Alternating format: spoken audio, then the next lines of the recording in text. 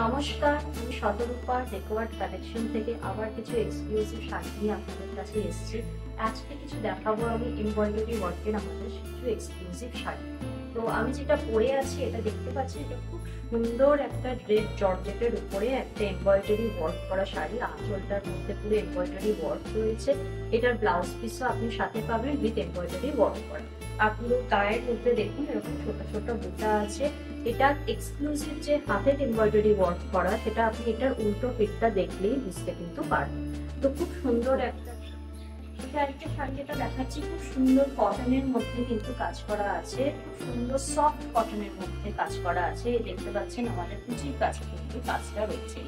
কুচি দেখতে পাচ্ছেন, এটা হচ্ছে কুচি পোর্শনটা এরকম আসবে, আর আঁচলের পোর্শনটা যেটা আছে